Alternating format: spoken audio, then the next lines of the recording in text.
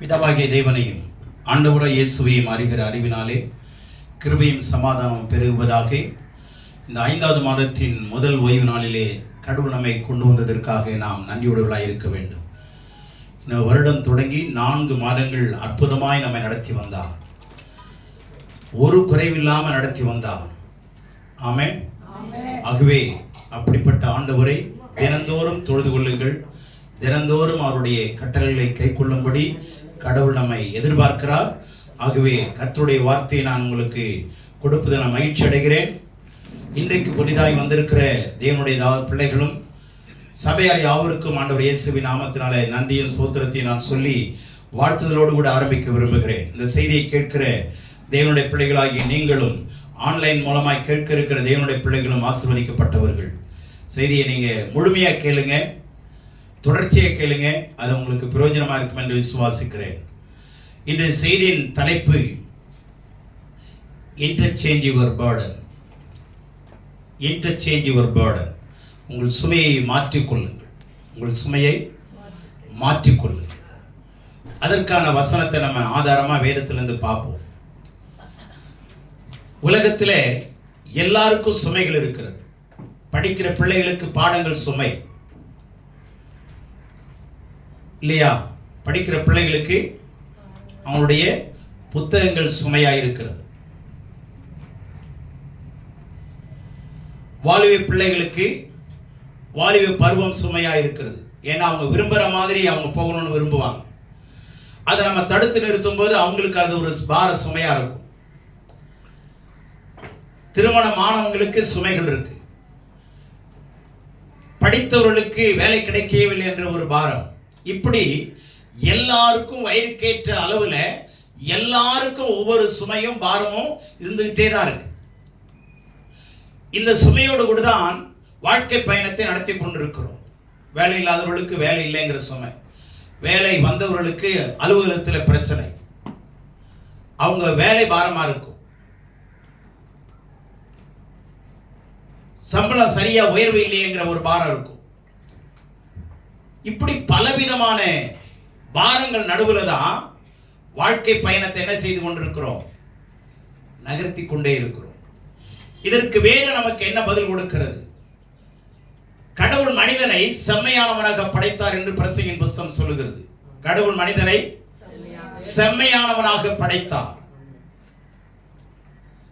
அப்படி என்றால் சரீர ரீதியாகவும் ஆன்மீக ரீதியாகவும் அவனுடைய ஆவி மண்டலமும் எல்லாமே நிம்மதியா அமைதியோடு கூட சமாதானத்தோடு கூட அவன் வாழணும்னு தான் ஆண்டவர் கட்டமைத்திருக்கிறார்.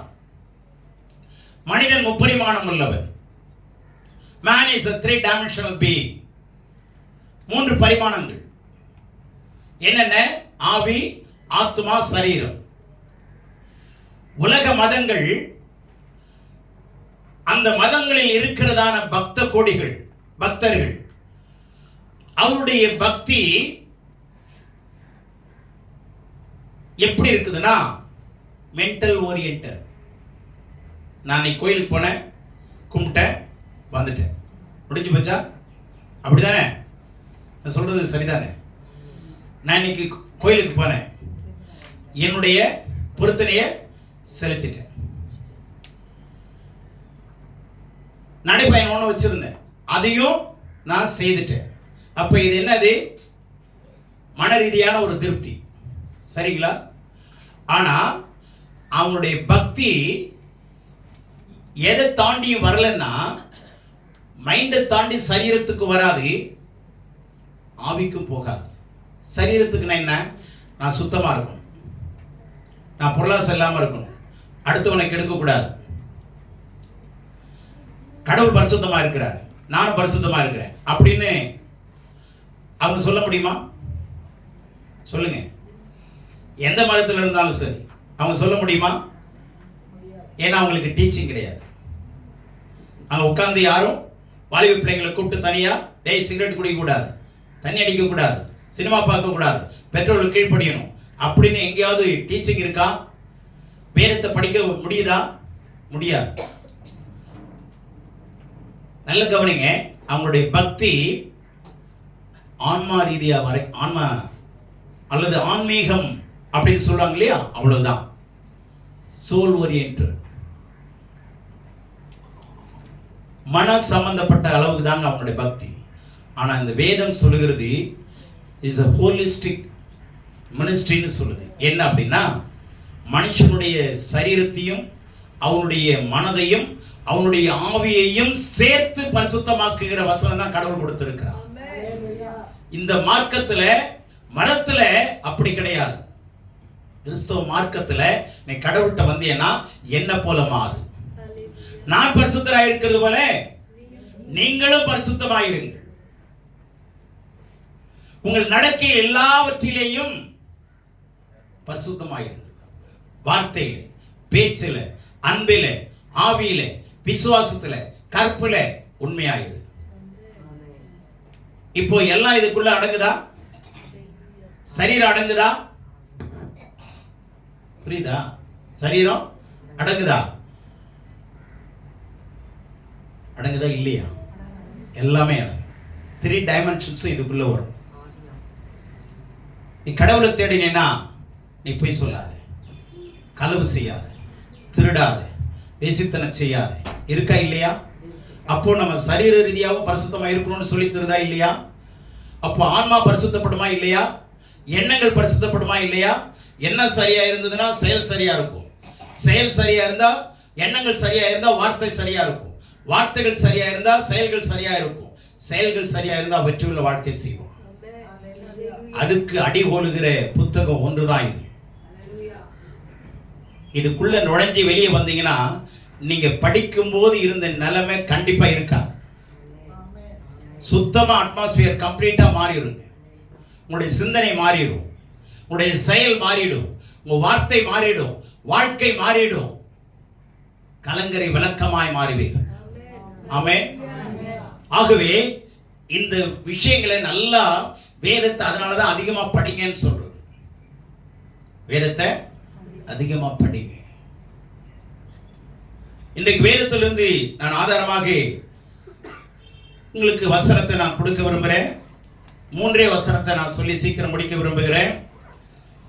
சங்கீதம் 55:22 வசனம். 55வது சங்கீதம் 22வது வசனம். கர்த்தர் மேல் உன் பாரத்தை வைத்துவிடு, அவர் உன்னை ஆதரிப்பார், நீதிமானை ஒருபோதும் தள்ளாட ஒட்டார். Cast your burden upon the Lord.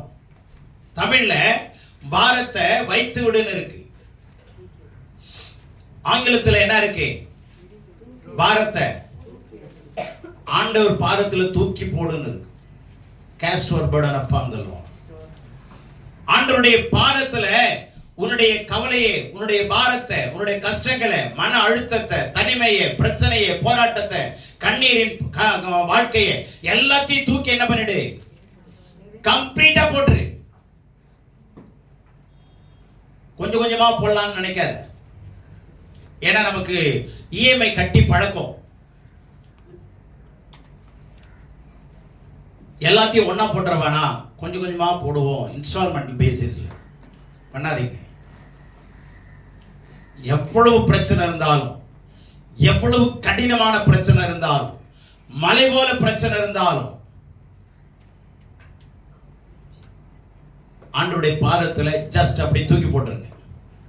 போட்டுட்டு என்ன பண்ணணும்னா, இந்த இடத்துல ஆண்டவர் எனக்கு சொல்லிக் கொடுத்த விஷயத்தை நான் உங்களோட ஷேர் பண்ண விரும்புகிறேன். போட்டுட்டு திரும்பி வந்துடாதீங்க. உதாரணத்துக்கு சொல்றேன், ஒரு பிள்ளையை கல்யாணம் பண்ணி கொடுக்குறோம்.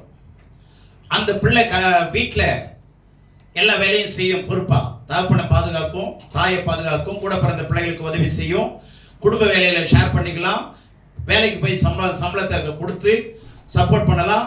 இந்த பிள்ளை பொறுப்புள்ள ஒரு பிள்ளையா இருக்கு. இந்த பிள்ளையை திருமணம் செய்து கொடுக்கிறோம். இப்ப இந்த பிள்ளை இந்த தன்னுடைய தாப்பன் வீட்டிலிருந்து விலகும் போது எல்லா பொறுப்பையும் விட்டுட்டு தானே போகுது. தூக்கிட்டு போதா? அங்கிருந்து இங்க வந்து செய்ய முடியுமா? இருந்த வீட்டில இருந்து இப்ப புகுந்த வீட்டுக்கு போதா, புகுந்த வீட்டில இருந்து இந்த வீட்டுக்கு வர முடியுமா?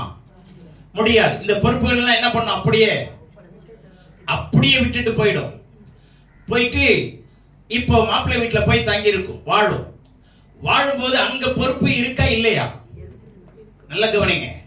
இந்த பொறுப்பை விட்டுரும், இன்னொரு பொறுப்பை கையில் எடுக்கும். மாமியார், மாமனார், அங்கே இருக்கிற கூட பிறந்த புருஷனுடைய கூட பிறந்த மக்களை, அங்கே வேலையை எல்லாம் செய்யுமா இல்லையா? அப்போ வேலை மாறுதா? இங்கே இருந்து அங்கே போய் வெறுங்கையோட கைவீசமா, கைவீசு, நான் அப்படி தான் வந்தேன், நான் எந்த வேலையும் செய்ய மாட்டேன் மாமியார்னு சொல்லுமா? அப்படி சொன்னிச்சுன்னா என்ன பண்ணுவாங்க? சொன்னிச்சுன்னா என்ன பண்ணுவாங்க? மூதேவியேன்னு சொல்லுவாங்க. நான் இங்கிலீஷில் சொன்னேன், தமிழ்லையும் இங்கிலீஷ்லையும் சேர்த்து சொன்னேன், தப்பா எடுத்துக்காதீங்க. மூ தேவின்னு சொன்னேன். இப்போ புரியுச்சா? தப்பா நினச்சிக்குவாங்க. அம்மா தேவி நீ என்ன பண்ண? ஓடி போயிரு. விளங்கிச்சா? இதை வீட்டுக்காரன் கேட்குறான், ஏன் இந்த மாதிரி கெட்ட வார்த்தை சொல்லி திட்டுற? இல்லைம்மா நான் மூ தேவின்னு சொன்னேன், தமிழ்லையும் ஆங்கிலத்திலையும் சேர்த்து சொன்னேன், நீ புரிஞ்சுக்கல. அதனால அவன் என்ன சொன்னா, மச்சனிச்சை பார்த்து வா ஓடி போயிடலான்னு சொன்னான். அவன் வந்து தங்கச்சிக்காரி அக்கா கிட்ட சொல்றா, இந்த மாதிரி மாமா கூப்பிடுறாரு அக்கா அப்படின்னு சொன்னான். திரும்பி அவன் வீட்டுக்காரனை கூப்பிட்டு எதுக்கு அந்த மாதிரி தவறான வார்த்தையெல்லாம் சொன்னேன்? அவள் வந்து ரொம்ப வேதனைப்படுறான்.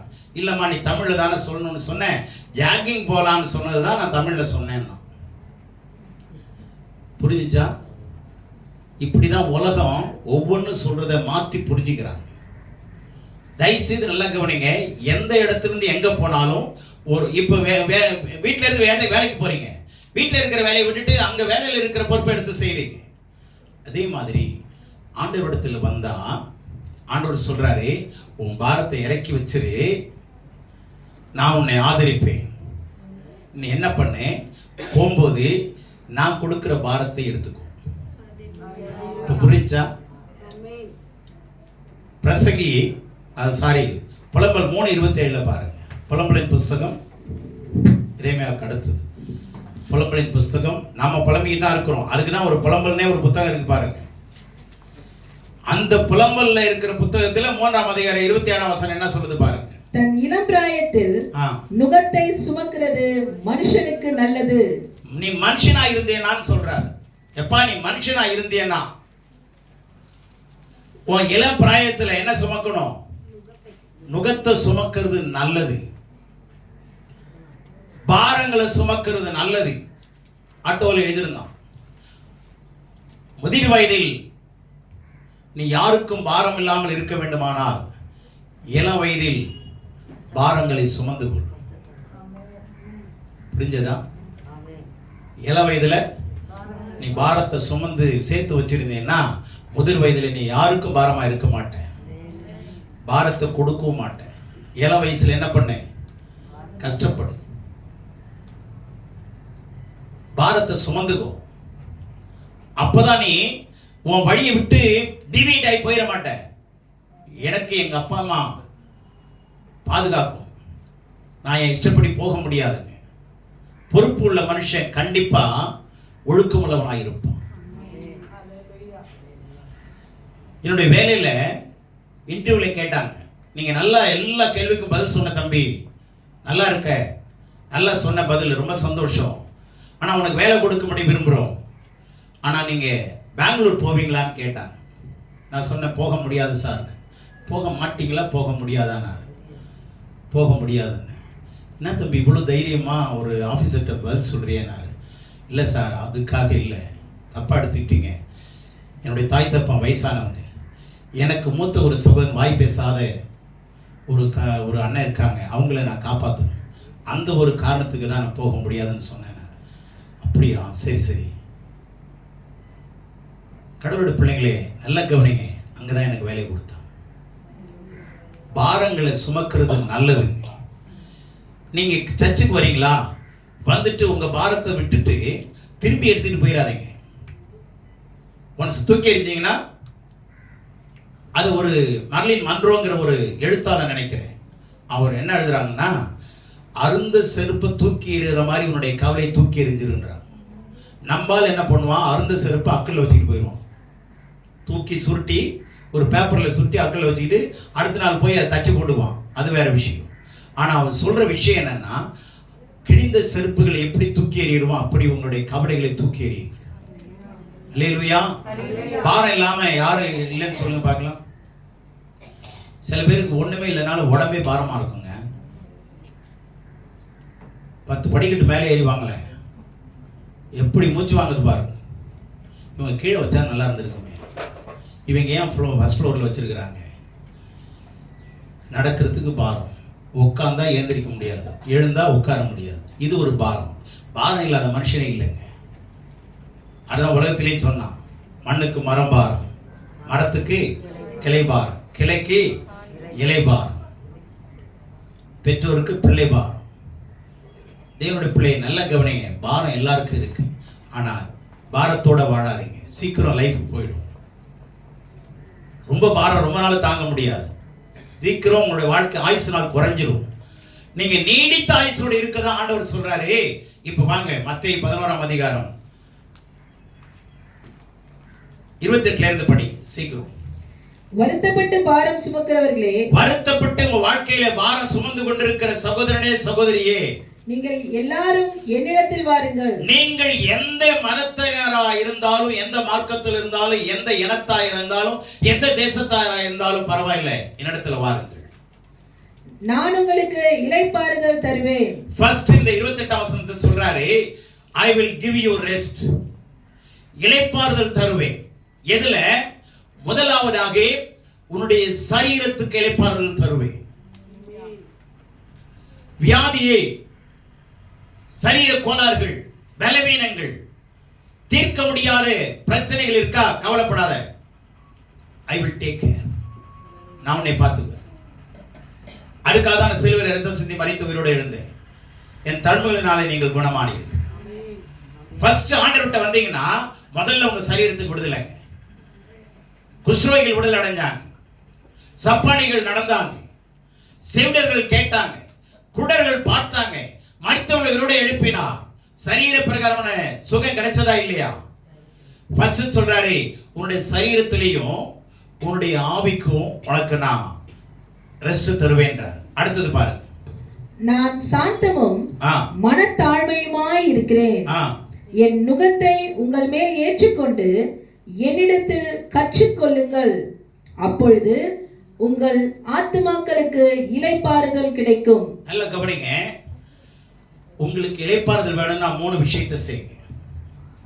3 பாயிண்ட சொல்றேன், நல்லா புரிந்து கொள்ளுங்க. Come unto me, ஆண்டவர் சொல்றாரு, என்னிடத்துல வா. இரண்டாவது, take the yoke of me, என்னுடைய நுகத்தை ஏற்றுக்கொள். மூன்றாவது, learn of me, என்னை கற்றுக்கொள்.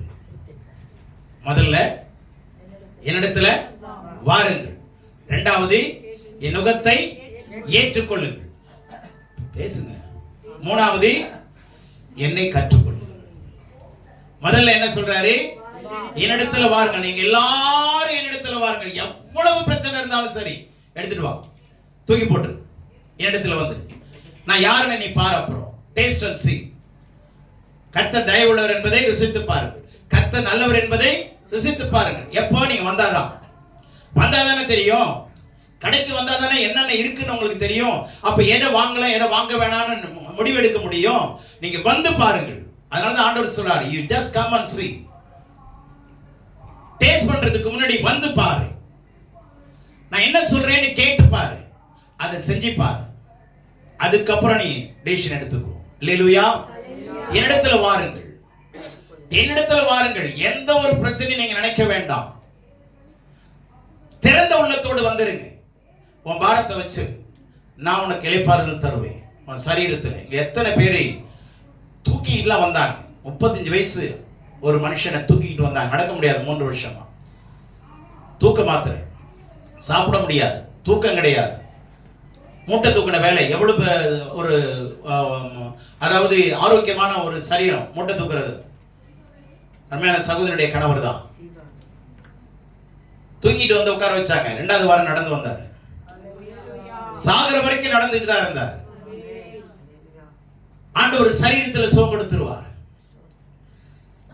உங்களுடைய சிந்தனையில ஆண்டவர் உங்களுக்கு மென்டல் ரீதியான பர்டன் இருக்கா? கவலைப்படாதீங்க, இன்னைக்கு தூக்கி வச்சிருங்க, உங்களுக்கு இளைப்பாறுதல் கர்த்தர் தருவார்.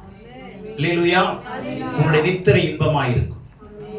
படுத்தா நிறைய பேருக்கு இங்கே சகோதரி கூட சொன்னாங்க, எனக்கு படுத்தா தூக்கம் வரல, எல்லாத்தையும் நான் சிந்திச்சு லேட்டாக தூங்குறேன். அப்போ தான் யோசித்தேன், நீ லேட்டாக வர்றதுக்கே காரணம் இதுதான். உன்னை மன அழுத்தம் உன்னை என்ன செய்யுது, டிலே பண்ணுது, ஆயுசு குறையும். தயவுசெய்து கர்த்தர் மேலே உன் பாரத்தை வைக்காம உங்களுக்குள்ளேயே அந்த பாரத்தை வச்சிட்டு இருக்காதீங்க, ரீட்டைன் பண்ணாதீங்க. புரியுதா? இப்ப ரெண்டாவது என்ன சொல்றாரு, முக்கியமான விஷயம், என் நுகத்தை ஏற்றுக்கொள். என்ன பண்ணணும்? நுகத்தை என்ன பண்ணணும்? ஏற்றுக்கொள்ளுங்கள். நுகத்தை ஏற்றுக்கொள். நுகம்னா என்ன அர்த்தம் தெரியுங்களா? மாட்டு வண்டியில நுகத்தடி இருக்கு பார்த்தீங்களா? மாடு 2 மாடை கட்டுவாங்கல்ல, கிராஸ் பீம் ஒன்று இருக்குல்ல, 2 மாட்டை என்ன பண்ணுவாங்க, வலது இடத்துல வச்சு நிறுத்தி அந்த கழுத்துல என்ன பண்ணுவாங்க, கட்டிடுவாங்க. அந்த கயிறை கட்டிட்டு அது பாட்டில் போயிட்டே இருக்கும். அதான் நுகத்தடி.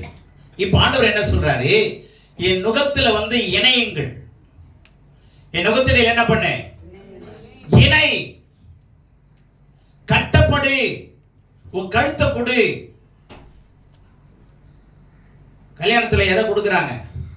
முதுகு காட்டுறாங்களா, கழுத்தை காட்டுறாங்களா? தாலி எங்க கட்டுவான்? ஆமா, நல்ல கவனிங்க. எது எங்கெங்க கட்டப்படணுமோ அது செய்யப்படும். கட்டப்பட வேண்டியது நாம, கட்டுகளை அவிழ்க்க வேண்டியது அவரு. அல்லேலூயா. ஒரு தடவை சுப்பிரமணிய சாமி அவர்களை தாலி எடுத்து கொடுக்க சொன்னாங்க. தாலி எடுத்து யார்கிட்ட கொடுக்கணும்? மாப்பிள்ளைகிட்ட கொடுக்கணும். மறந்துட்டு அவரே கொண்டு போய் கட்ட போயிட்டார். எல்லாரும் பார்த்து அப்புறம் நிறுத்தி அதுக்கப்புறம் மாப்பிள்ளைகிட்ட கொடுத்தாங்க. தேவனுடைய பிள்ளைகளே, கழுத்தை நீட்டுங்க. வாழ்க்கை வேணும்னா கழுத்தை நீட்டு. கண்டிப்பா கடவுள் கைவிட மாட்டான்.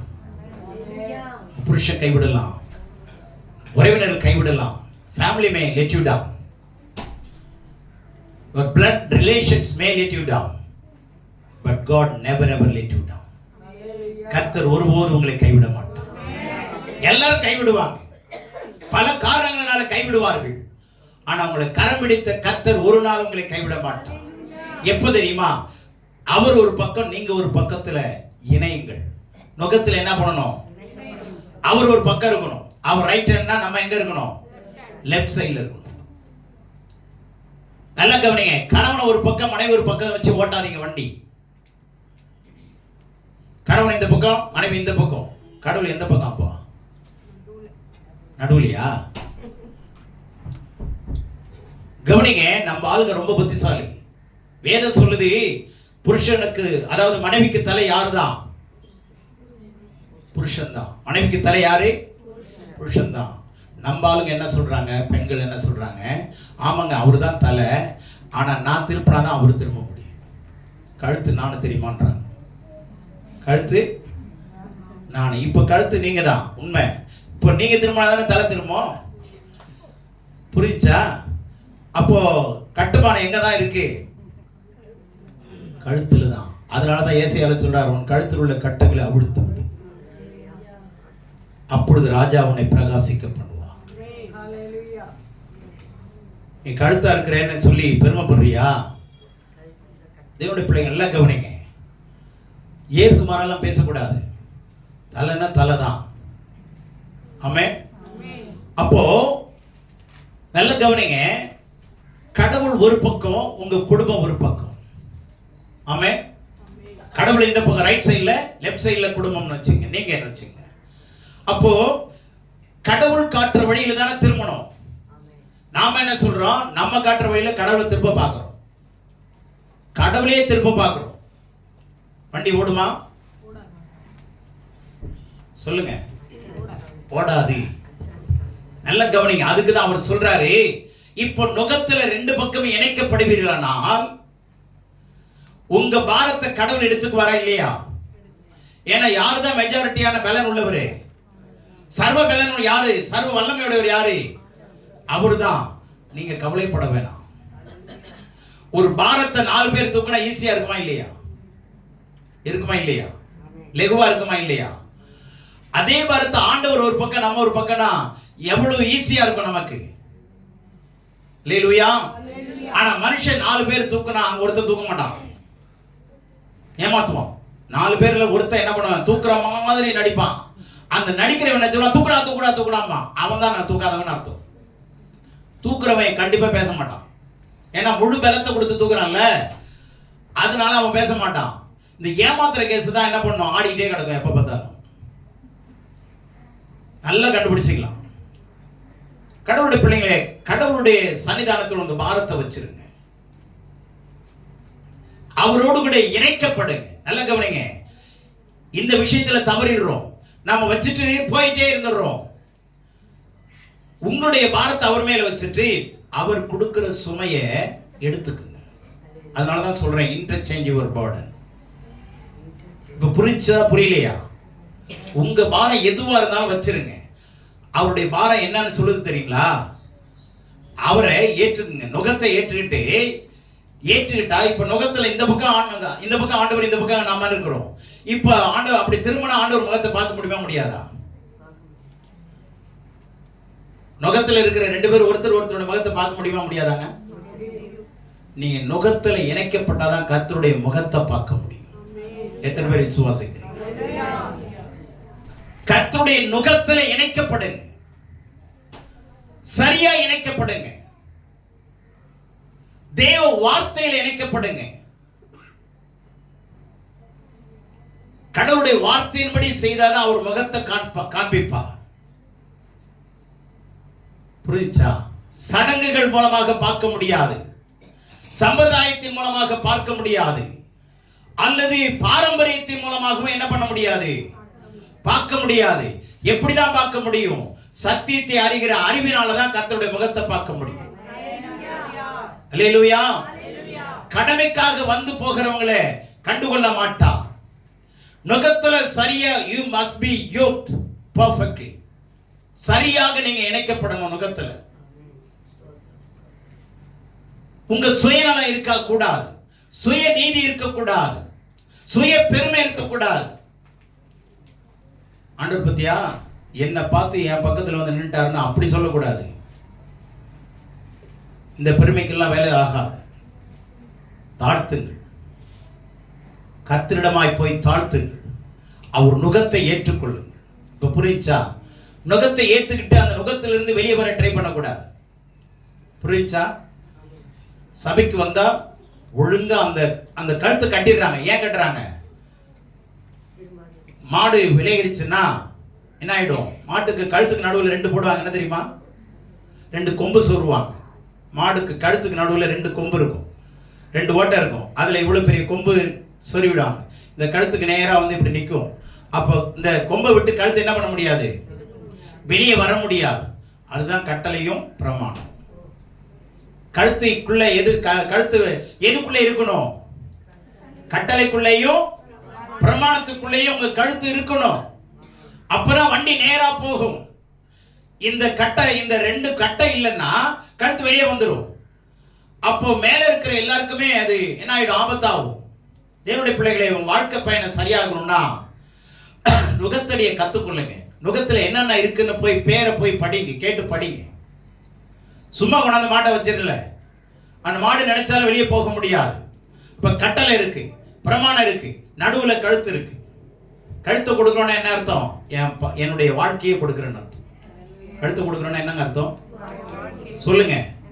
என் சரீரத்தை உனக்கு கொடுக்கிறேன், என்னுடைய மன ரீதியான ஆசைகளை உனக்கு கொடுக்கிறேன், என்னுடைய உள்ள ரீதியான விருப்பங்களை நான் உனக்கு கொடுக்கிறேன், என் எதிர்காலத்தையே உனக்கு கொடுக்கிறேன். அப்படிதானே அர்த்தம்? அப்ப கடவுளுடைய சன்னதியில் வந்துட்டீங்கன்னா முழுசும் ஒப்பு கொடுத்துருங்க, அவர் பார்த்துக்குவார். அதனால சொல்றாரு, என் நுகத்துல இணையுங்கள். ஆலயத்துக்கு வந்தீங்கன்னா உங்க பாரத்தை தூக்கி வச்சுட்டு கடவுள் கொடுக்கிற அந்த கழுத்துல இருக்கிற பாரம் மொத்த 100% பாரம் அதுல மாட்டு கழுத்துக்கு வருமா? வராதுங்க, வரவே வராது.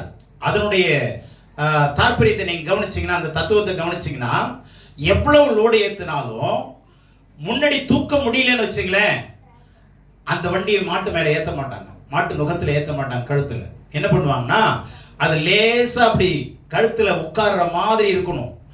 அந்த பாரத்தை பின்னாடி பேலன்ஸ் பண்ணுவாங்க. புரிஞ்சுதா?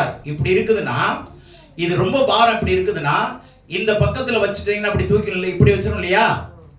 அப்ப என்ன பண்ண, மாட்டுக்கு கழுத்துல என்ன ஆகாது? இதுதான் கர்த்தர் செய்வார். பாருங்களே, கடைசி வசனம் படிங்க.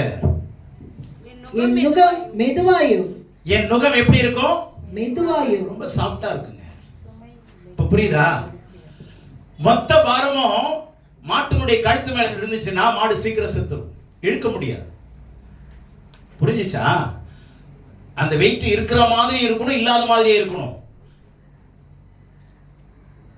அந்த மாதிரி தான் செட் பண்ணுவாங்க, அந்த பாரத்தை பேலன்ஸ் பண்ணி வைப்பாங்க. புரியுதா உங்களுக்கு?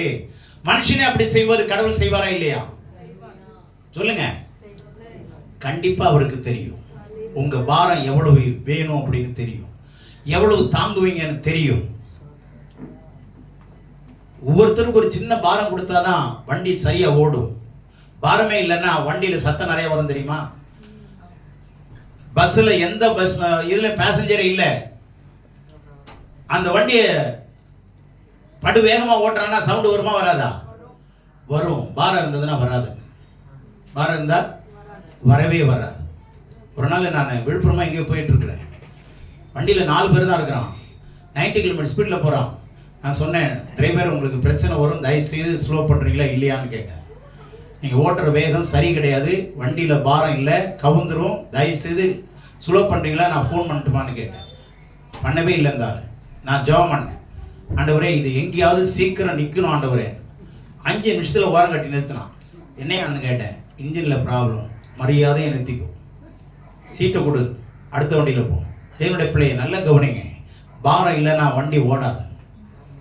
லைட்டாக பாரத்தை எடுத்துங்க. எந்த பாரத்தை? கடவுள் கொடுக்கிற பொறுப்புகளை. புரிஞ்சதா? கடவுள் உங்களுக்கு சொல்லி தருவார். என்னிடத்தில் கற்றுக் கொடுங்கன்னு சொல்றாரா இல்லையா? கற்றுக் கொடுங்கன்னு சொல்றாரா இல்லையா? சாரி, கற்றுக்கொள்ளுங்கன்னு சொல்றாரா? அப்ப கற்றுக்கொள்ளுங்கன்னா என்ன? நான் சிலதை உங்களுக்கு சொல்லுவேன், அதை ஏற்றுக்குங்கன்னு தான் அர்த்தம். அதனாலதான் சொல்றாரு, என்னுடைய சுமை லகுவாயும், சாரி என்னுடைய நுகம் மெதுவாயும், என் சுமை லகுவாயும் இருக்கிறது என்று. கவனிங்க, என்னுடைய சுமை எப்படி இருக்கும்? லைட்டா இருக்கும், உங்களை பாரப்படுத்தாது. நீங்க எப்படி வாழணும்னு நான் சொல்லி தருவேன், எப்படி உங்களுக்கு சந்தோஷம் பெறணும்னு நான் உங்களுக்கு சொல்லி தருவேன். லேர்ன் ஆஃப் மீ, என்னை கற்றுக்கொள்ளு, என்னை கற்றுக்கொள்ளு. யாராவது எந்த மாத்திரையாவது கடவுளை போல மாறணும்னு யாராவது நினைக்கிறாங்களா? நான் பைபிள் ஒண்ணுதாங்க சொல்லுது, என்ன போல நீ மாறு, என் சாயலை நீ வெளிப்படுத்து, என்ன போல நீ மாறு. நான் பொறுமையா இருந்தது போல நீ பொறுமையாயிரு. ஒரு கணத்துல கொடுத்தா இன்னொரு குணத்துல கொடு நான் சொன்னாரு இல்ல. தேவனுடைய பிள்ளைகளே, கடவுள்கிட்ட கற்றுக்கொள்ள வேண்டிய காரியம் நிறைய இருக்கா இல்லையா? அப்ப அவருடைய சுமை எப்படியா இருக்கும்? ரொம்ப லைட்டா இருக்கும். சொல்லுங்க, அவருடைய சுமை எப்படி இருக்கும்? ஆமா, நீங்க நுகத்துல மாட்டப்பட்டீங்கன்னா உங்க நுகத்தின் நடுவுல கடவுளுடைய முகத்தை பார்க்கலாம். நுகத்தின் நடுவுல சொல்லுங்க நல்லா, கடவுளுடைய முகத்தை பார்க்கலாம். அப்படி பார்த்துட்டீங்கன்னா உங்க சுமையா பார்க்க மாட்டீங்க. சுமை எப்படி உங்களுக்கு பார்த்து தெரியும்னா பசுமையா தெரியும். சுமையின் நடுவுல எப்படி தெரியும்? பசுமையா தெரியும். எத்தனை பேருக்கு புரியுது? அந்த சுமை நடுவுல பார்க்கிற பார்வை இருக்க, அந்த பசுமையா தெரிஞ்ச உடனே அந்த பசுமை எங்க கொண்டு போகும்னா கடவுளுடைய மகிமைக்கு கொண்டு போகும். புரிஞ்சு அப்படியே அமைதியா இருக்கிறீங்க, கொஞ்சம் கூட உற்சாகமா சொல்லலையே. உங்க வாழ்க்கை மகிமையா மாறணும்னா அவருடைய சுமையை ஏத்துக்குங்க. ஆலயத்துல கடவுளுடைய பொறுப்புகளை கொஞ்சமாவது எடுத்துக்குங்க. எந்த பொறுப்பு நான் செய்ய மாட்டேன், எந்த வேலையை நான் செய்ய மாட்டேன். பொறுப்பு இல்லாதவங்களை யாருமே மதிக்க மாட்டாங்க. பொறுப்பு இல்லாதவங்களை பிள்ளைகளை பெற்றோர்கள் மதிப்பாங்களா? மதிப்பாங்களா? பொறுப்பே இல்லாத தகப்பனை பிள்ளைகள் மதிக்குமா? அது போட்டு கொடுத்துட்டு போயிடும். நேராவே கேட்குது, இப்பெல்லாம் நீ எல்லாம் ஒரு அப்பாவான்னு கேட்குது. பொறுப்பு இருக்கணுங்க, அந்தந்த வயசுக்கேற்ற பொறுப்பு இருக்கணும். அந்த ஒழுக்கத்தை கடவுள் சொல்லி தருவார். கடவுளை கற்றுக்கொள்ளுங்க. கடவுளிடத்துல கற்றுக்கொள்றது வேற, கடவுளையே கற்றுக்கொள்றது வேற. அதுக்கு தாங்க வேத பாடத்தை நான் சொல்லி தந்துட்டு இருக்கிறேன். வேதத்தை படிக்கிறது வீட்டில இருந்து படிக்கலாம். ஆனால் வேதம் என்பது ஒரு டாக்குமெண்ட். இதை புரிந்து கொள்ள முடியாது. சரியான ஒரு ஆசான்கிட்ட வந்து கற்றுக்கொண்டாதான் என்ன பண்ண முடியும்? புரிந்து கொள்ள முடியும். இல்லைன்னா தவறாக புரிந்து கொள்வீர்கள். அதுதான் வேத அறிவு. அந்த வேத அறிவை வச்சு கடவுளை அறிகிற அறிவு தான் நமக்கு ரொம்ப முக்கியமானது. அதுதான் என்னிடத்தில் கற்றுக்கொள்ளுங்கள், என்னையே கற்றுக்கொள்ளுங்கள். அப்போ கடவுளையே கற்றுக்கொள்ளும் பொழுது கர்த்தர் என்ன செய்வார்? நமக்கு பாடங்களை கற்றுக் கொடுத்து அடுத்த தலைமுறைக்கு நம்மை பாடமாய் மாற்றுவார். எத்தனை பேர் விசுவாசிக்கிறீங்க? பாடங்களை கற்றுக் கொடுத்து உங்களை என்ன பண்ணுவாரு? அடுத்த தலைமுறைக்கு சொல்லுங்க, பாடமாய் மாற்றுவார். தேசத்துல எத்தனை தேச பிதாக்கள் இன்றைக்கு பாடமாக வந்திருக்கா இல்லையா? தேசப்பிதா காந்திஜி பாடத்துல வராரா? சரித்திரத்துல நிக்கிறாரா? ஜனாதிபதி, மறைந்து போன ஜனாதிபதி அப்துல் கலாம் எவ்வளவு பெரிய ஒரு அறிவாளி இல்லையா? சரித்திரத்தில் நிற்கிறாரா? இப்படி பல விஷயங்களை நம்ம பார்க்கிறோமா? நாம மறைஞ்ச பிற்பாடு நம்ம பேர் சரித்திரத்தில் வருமா, தரித்திரமா இருக்குமா? அவன் வந்தான் தின்னுபடி செத்தான், அநேக பேர் கெடுத்து செத்தான்னு சொல்லுவாங்களா, இல்லை சரித்திரம் படைத்து செத்தான்னு சொல்லுவாங்களா? சொல்லுங்க. நம்ம வாழ்க்கை சரித்திரமா மாறணுமா இல்லையா? மாறணும்னா கடவுளை கற்றுக்கொள்ளுங்கள். கடவுளிடத்திலும் கற்றுக்கொள்ளுங்கள், கடவுளையும் கற்றுக்கொள்ளுங்கள். அப்ப சுமை பசுமையா மாறும். பசுமைக்குள்ள சுமை இருக்கா இல்லையா? சுமை இருக்கா இல்லையா? அந்த பசுமையான சுமையை எடுத்துங்க, மகிமையான தெய்வத்தை நீங்க பார்ப்பீங்க. உங்க குடும்பத்தில் ஆசீர்வாதங்கள் நிரம்பி இருக்கும். கர்த்தர் கொடுக்கிற ஆசீர்வாதம் ஐஸ்வரியத்தை தரும். அதனுடைய வேதனையை கூட்ட மாட்டான். உங்க பிரச்சனை இருக்குதா என்கிட்ட சொல்லுங்க, உங்களுக்கு வசனத்தை நிறைய சொல்லித்தரேன். அதன்படி செஞ்சு பாருங்க. உங்க பிரச்சனையிலேயே வாழ்ந்துட்டு இருக்காதீங்க. பிரச்சனையிலேயே வாழ்ந்துட்டு இருக்காதீங்க. நல்லா கவனிங்க. எதுக்குள்ள வாழ்ந்துட்டு இருக்க கூடாது? பிரச்சனைக்குள்ள வாழாதீங்க. அப்படின்னா நீங்க கற்றுக்கலன்னு அர்த்தம். பிரச்சனைக்குள்ளே வாழக்கூடாது, பிரச்சனையோடு வாழக்கூடாது. ஆமென். இருளையும் இருக்கக்கூடாது, நீங்க இருளாவும் இருக்கக்கூடாது. கடவுளுடைய அருளத்தை எடுங்க, இருள் ஓடிடும். இருளையும் இருக்கக்கூடாது, இருளாவும் இருக்கக்கூடாது. புரிஞ்சதா? இந்த ஃபேர் அண்ட் லவ்லியை போட்டு அடிப்பாங்க பாருங்க. அடி நான் அடிச்சு பலன்னு ஆக்குவாங்க. கொஞ்ச நேரத்தில் அது காணா போயிடும். வேர்த்து விறுவிறுத்து போனால் காணா போயிடும். அதுக்கப்புறம் அம்மஞ்சி தட்டு கொஞ்சம் மாதிரி ஆகிடும். கொஞ்ச நேரம் விஷயங்க அதெல்லாம். நீங்க கடவுளுடைய ஞானத்தை ஏற்றுக்கொள்ளுங்க. ஒரு மனுஷனுக்கு ஞானம் இருந்ததுன்னா அவன் முகத்தில் வெளிச்சம் இருக்குன்னு பிரசங்கி சொல்றார். அல்லேலூயா. அதனால இன்டர்சேஞ்ச் ஒரு பர்டன் ரைட் நவ. உங்க சுமையை மாற்றிக்கொள்ளுங்க. உங்க சுமையை என்ன பண்ணணும்? ஆமா. ஒருத்தன் பரீட்சை எழுதினான், எழுதிட்டு வந்துட்டான். எத்தனை கேள்விகளை எழுதினா? 15 மார்க் எழுதினான். ஏய், மீதி 15 எங்கடா? மார்க்கு 30 மார்க் தானடா, அதுல 15 எழுதிட்டு வந்தேன். நான் பாதி, கடவுள் பாதினா. 15 மார்க் நான் எழுதிருக்கிறேன், மீதி 15 யார் எழுதுவாராம்? எவ்வளவு புத்திசாலி பாருங்க இவன். இது மாதிரி தான் நம்ம இருக்கு. நம்ம செய்ய வேண்டிய வேலையை ஒழுங்கா செய்யுங்க. கடவுள் செய்ய வேண்டிய வேலையை கடவுள் செய்வா. உங்க வேலையில உண்மையா இருங்க. அவருடைய வேலையில அவர் always he is faithful. Amen. In all aspects God is faithful. அவர் உண்மை உள்ளவர். பாரத்தை மாத்துங்க.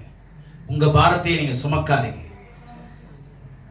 இன்னொருத்தருடைய பாரத்தை நீங்க சுமங்க. இதான் வேதம் சொல்லுது. ஒருவர் பாரத்தை ஒருவர் சுமந்து கொள்ளுங்க. அப்ப ஈஸியா இருக்குமா இல்லையா? ஒரு பாரத்தை என்ன பண்ணணும்? சுமங்க. உன் பாரத்தை நீ சும, என் பாரத்தை நான் சுமக்கிறேன் போடி அப்படின்னு போனீங்கன்னா அது கிறிஸ்துவனுடைய அன்பே கிடையாது. கிறிஸ்துவனுடைய அன்பே கிடையாது. ஒருத்தர் விசாரிச்சு இவ்வளவு பாரமா விசாரிச்சு பிரச்சனை தெரிஞ்சோன்னா அவங்கள அந்த பக்கமே திரும்பி பார்க்க மாட்டாங்க. அடுத்த நாள் பணம் கேட்டாங்கன்னா, உதவி கேட்டாங்கன்னா என்ன செய்யுது? நீ உதவி செஞ்ச இன்னொருத்தன் உனக்கு உதவி செய்வான். எந்த அளவு அளக்குறியோ அந்த அளவு உனக்கு அளக்கப்படும். அதனால தயவுசெய்து உங்க பாரத்தோடு வாழாதீங்க, பாசத்தோடு வாழுங்க. கடவுளை ரொம்ப நேசிங்க, கடவுளுடைய வார்த்தையை நேசிங்க, அவருடைய பாரத்தை எடுத்துங்க, உங்க பாரத்தை தூக்கி போட்டுருங்க. அந்த பாரம் பாரமா தெரியாது, அந்த பாரம் உங்களுக்கு பாசமா தெரியும். அல்லேலூயா. உறவின் அடிப்படையில் வாங்க, கடவுளோடு கூட உண்மையின் அடிப்படையில் வாங்க. கடவுள் உங்க வாழ்க்கையை பசுமையாய் மாற்றுவார். சில பேர் சொல்லுவாங்க, இதை நான் செஞ்சா நான் ஆண்டவர் ஏத்துக்கிறேன். தயவு செய்து சொல்றேன், ஏத்துக்கவே வேணும். இது செஞ்சா, செய்யலைன்னா ஏத்துக்க மாட்டேன்னு அர்த்தம். கண்டிப்பா நீ ஏத்துக்காத, சொல்லிடுங்க. எல்லாம் கொடுப்பாருன்னு அழைச்சிட்டு வராதீங்க. நீ சரியா நடந்தீங்கன்னா அவர் கொடுப்பாருன்னு சொல்லி அழைச்சிட்டு வாங்க. நம்மளால கூப்பிடும் போதே கடவுள் எல்லாத்தையும் கொடுத்துருவாருங்க, வந்துருங்க அம்மா. இவன் அதுக்காகவே வருவான், வந்தவன கிடைக்கலன்னு ஓடி போயிடுவான். அதை முன்னாடியே சொல்லிடுங்க. ஆசீர்வாதத்துக்காக வராதே, கடவுளே உனக்கு ஆசீர்வாதமான தேவன், அவரை ஏத்துக்க வரதா இருந்தா ஏத்துக்கும். நிச்சயமா உன்னோட இருள் வெளிச்சமாய் மாறும், உன் துக்கம் சந்தோஷமா மாறும். அழைக்கும் போது சரியா சொல்லி அழைங்க. நிபந்தனை இல்லாம எந்த ஒரு ஆசீர்வாதமும் இல்லைங்க. without condition there is no blessing at all. இந்த நிபந்தனை இல்லாம எந்த ஒரு நன்மையும் இருக்குமா? இது செஞ்சீனா உனக்கு கிடைக்கும். அதனால நிபந்தனையோடு வாங்க. கடவுள் கொடுக்கிற நிபந்தனை ஏற்றுக்கொள்ளுங்க. அவர் உங்களை ஆசீர்வாதத்தின் பாதையிலே நடத்துவார். கர்த்தர் தாமே உங்களை ஆசீர்வதிப்பாராக. ஆமென்.